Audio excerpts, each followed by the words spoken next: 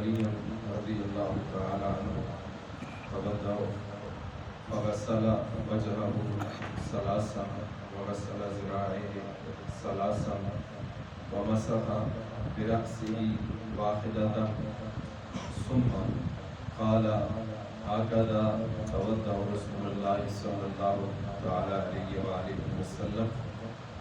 وضو کے متعلق کل ہم نے وضو کی سنت کے متعلق بات کی تھی۔ حضرت علی المرتضیٰ رضی اللہ تعالی عنہ آپ سے کسی نے سوال کیا کہ نبی پاک صلی اللہ علیہ وآلہ وسلم کا وضو کیسا تھا، یعنی کہ سرکار علیہ السلام کیسے وضو کرتے تھے؟ تو حضرت علی المرتضیٰ رضی اللہ تعالی عنہ آپ نے پورا طریقہ بتایا اور آپ نے اعضائے وضو کو 3 مرتبہ دھویا۔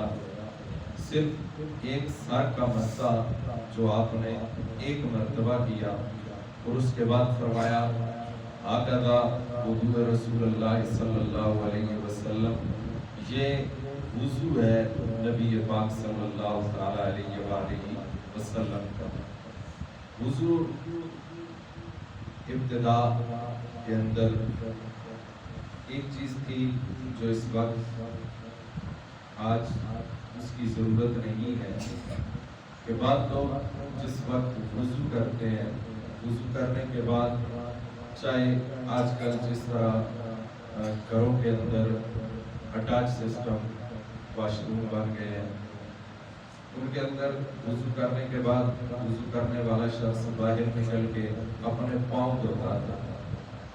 یہ اس وقت ضروری تھا کہ جس وقت وضو کرنے والا جب وضو کرتا تھا تو اس کی وجہ سے جہاں وہ وضو کرتا تھا، چونکہ کچے استنجا خانے ہوتے تھے یا ایسی جگہ جہاں وضو کیا جاتا تھا، تو جب وہ وضو کرتا تھا تو وہ وضو کا پانی اسی جگہ پر جمع ہو جاتا تھا جہاں اس کے پاؤں ہوتے تھے۔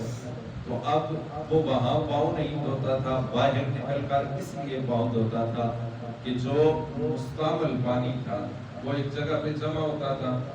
اب ظاہر ہے وہ پانی ناپاک ہو گیا ہے، پاک تو رہا نہیں، اس لیے اس کے لیے یہ حکم تھا کہ وہ باہر نکل کے علیحدہ بیٹھ کر اپنے پاؤں کو دھو لے۔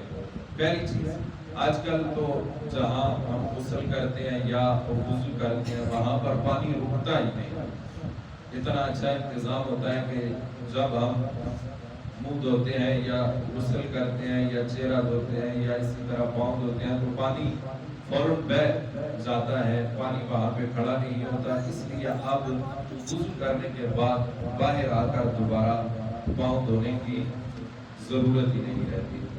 اس کے بعد دوسرا ایک مسئلہ ہے، جس وقت ہم غسل کرتے ہیں، اب غسل کی 3 قسمیں ہیں، یا تو غسل فرض ہوگا یا غسل سنت ہوگا یا غسل واجب ہوگا۔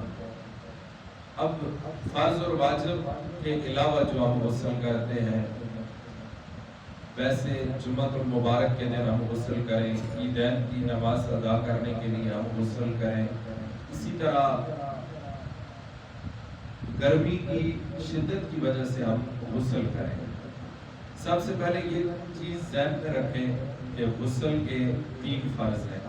وضو کے ہم نے 4 فرض سنے، غسل کے 3 فرض ہیں۔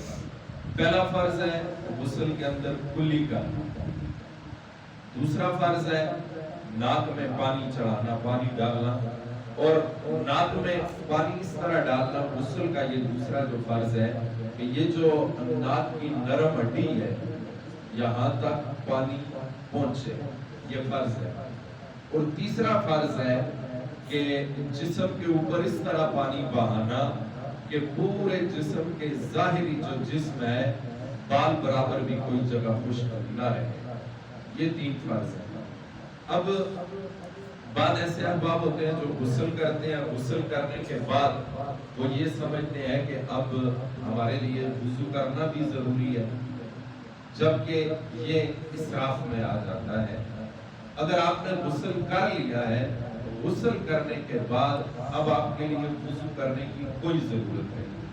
اور یہ بعض احباب یہ بھی کہتے ہیں کہ آپ نے اگر غسل کیا، غسل کرنے کے بعد اگر آپ نماز پڑھیں گے، آپ نے وضو نہیں کیا تو آپ کی نماز نہیں ہوگی۔ یہ غلط ہے، اس لیے کہ وضو کامل ہے، غسل اکمل ہے۔ وضو کے اندر آپ نے صرف 4 اعضائے وضو جو فرض تھے وہ دھوئے ہیں۔ آپ نے جناب والا سرکار علیہ السلام کی سنت پہ عمل کرتے ہوئے اعضائے وضو کو 3 مرتبہ دھویا ہے، لیکن جب آپ نے غسل کیا ہے وہ اب کامل نہیں اکمل بن گیا ہے کہ آپ نے سر کے بالوں سے لے کر پاؤں کے ناخنوں تک اپنے جسم کو پاک کر لیا ہے، آپ نے اپنے جسم کو دھو لیا ہے۔ اب اس کے بعد وضو کی ضرورت نہیں۔ اور ایک اور مسئلہ یہ بھی ہمارے ذہنوں میں، عام لوگوں کے ذہن میں ہوتا ہے، اور وہ یہ ہے کہ جس وقت ہم غسل کرتے ہیں یا وضو کرتے ہیں، وضو کرنے کے بعد ہم نے کپڑے تبدیل کرنے ہوتے ہیں۔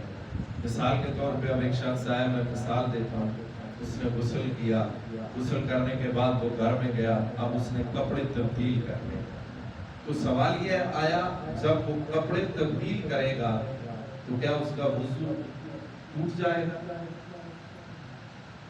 بہت سارے لوگ یہ مسئلہ کہتے ہیں کہ جب پتہ نہیں وہ جسم کو اب حالت چاہے تو وضو ٹوٹ جاتا ہے، پتہ نہیں، یہ کچھ بھی نہیں ہے۔ یہ محض ایک ہماری جہالت کے پلندے ہیں جو ہمارے ذہن پہ سوار ہے۔ آپ نے غسل کیا ہے، وضو کیا ہے، وضو کرنے کے بعد اگر آپ لباس تبدیل کرتے ہیں تو آپ کے وضو اور غسل پہ کوئی فرق نہیں پڑے گا، اس کے اوپر کوئی اثر نہیں پڑے گا۔ آپ کا وضو، آپ کا غسل اسی طرح قائم ہے۔ کپڑے چینج کرنا کوئی ناقص وضو نہیں ہے، یا کپڑے چینج کرنا کوئی ایسی علت نہیں ہے کہ جس کی وجہ سے تمہارا وضو ٹوٹ جائے۔ غسل کے اندر چند احتیاطیں ضروری ہیں۔ نبی پاک صلی اللہ تعالی علیہ وآلہ وسلم نے ارشاد فرمایا، رات گزرنے کے بعد تم میں سے کوئی بھی جب صبح غسل کا ارادہ کرے، اب ظاہر ہے اس وقت اور دور تھا، آج اور دور ہے، اس وقت پانی برتنوں میں موجود تھا، آج نلکے لگے ہوئے ہیں گھروں کے اندر، بہت ساری اللہ تبارک و تعالی کی طرف سے ہمارے لیے آسانیاں ہو چکی ہیں۔ اب حکم ویسے بھی یہ ہے، آپ جس وقت رات کو سو کر اٹھیں تو سرکار علیہ السلام نے فرمایا تم میں سے کوئی بھی بندہ فلا یغمسن یدہ فی الاناء، وہ اپنے ہاتھوں کو برتن کے اندر نہ ڈالے۔ کیوں؟ این باتت یدہ فی الاناء، اسے یہ نہیں پتا کہ رات کو وہ تو سویا ہوا تھا، اس کے ہاتھوں نے رات کہاں گزاری ہے۔ اب یہ دیکھیں کتنا ستھرا دین ہے، کتنی پاکیزگی ہے اس دین کے اندر، کتنی نفاست ہے اور کتنا نفیس ہے یہ دین۔ اور ایک طرف پھر ہم اپنی بدبختی کو دیکھیں، ہم اپنی کمزوری کو دیکھیں۔ یہاں تو یہ حکم دیا جا رہا ہے کہ اس وقت تک تم برتن میں ہاتھ نہ ڈالو یہاں تک کہ پہلے انہیں دھو لو، یعنی کہ ہاتھوں کو پہلے 3 مرتبہ دھو کے اس کے بعد آپ اگر پانی کے برتن میں ہاتھ ڈالتے ہیں تو پھر آپ ڈالیں۔ لیکن آج ایک چیز اور یاد رکھیں، ہمارے اندر جو اس کے ساتھ ساتھ دوسری بیماری ہے، فرمایا اگر تمہارا جسم ناپاک ہو گیا ہے، اب 2 چیزیں ہمارے لیے، یا تو اسے احتلام ہوگا یا وہ اپنی بیوی سے مباشرت کرے گا۔ اب دونوں حالتوں میں وہ ناپاک ہو گیا ہے، دونوں حالتوں میں اس کا جسم ناپاک ہے۔ اب 2 حدیثیں، پہلی حدیث فرمایا کہ گھر کے اندر جس وقت تک جنبی مرد یا عورت حالت جنابت میں رہتے ہیں اس وقت تک اس گھر کے اندر رحمت کے فرشتے داخل نہیں ہوتے، رحمت کے فرشتے اس گھر کے اندر داخل نہیں ہوتے۔ اب ہمیں یہ بھی دیکھنا ہے کہ فرشتے آتے کس وقت ہیں، فرشتے جاتے کس وقت ہیں۔ فرشتے یہ جو ہمارے نامہ اعمال لکھ رہے ہیں، شام کے وقت یہ اللہ کی بارگاہ میں حاضر ہوتے ہیں، پھر دوسرے فرشتے آتے ہیں، اسی طرح صبح کے وقت، اور یہ وہ وقت ہوتا ہے جب اللہ تبارک و تعالیٰ کی رحمت کے فرشتے اترتے تو پھر دیکھیں جس گھر کے اندر ہم خود اپنے گھر کی بے برکتی کا سب سے بڑا سبب اور بوجھ بنے ہوئے ہیں کہ ہم اس چیز کو بہت ہلکا سمجھتے ہیں. آج تو ہمارے ہاں یہ فیشن بن چکا ہے. اس چیز کو ہم گناہ ہی نہیں سمجھتے. ہمارا جسم ناپاک ہے, ہم جناب والا مزے سے سوئے ہوئے ہیں, ٹھیک ہے 9 بجے سوئے ہوئے اٹھیں گے, رحمت کے فرشتے بھی واپس چلے گئے, رحمتیں بھی واپس چلی گئی. پھر بتاؤ ہمارے گھروں کے اندر امن اور سکون کیسے ہے؟ پھر ہمارے گھر امن سکون کا گہوارہ کیسے بنے؟ حکم یہ ہے کہ تم جنابت سے جس وقت تمہارا غسل تمہارے اوپر غسل فرض ہو جائے تو جتنا جلدی ہو سکے اس میں ذرا بھی تاخیر نہیں کرنی چاہیے, اس لیے کہ انسان کو اپنی موت یاد رکھنی چاہیے کہ مجھے نہیں پتا کہ یہ جو میری سانسوں کی ڈوری چل رہی ہے, تو مجھے یہ بتاؤ ہم باہر مسجد میں بیٹھ کے, بازار میں بیٹھ کے, دوستوں کی محفل میں بیٹھ کے کہیں دعا کرو کہ اللہ ہمیں مرتے وقت کلمہ نصیب کرے, اور موت کے وقت ہماری حالت یہ ہو ہمارا جسم ہی ناپاک ہو تو ہمیں کلمہ کیسے؟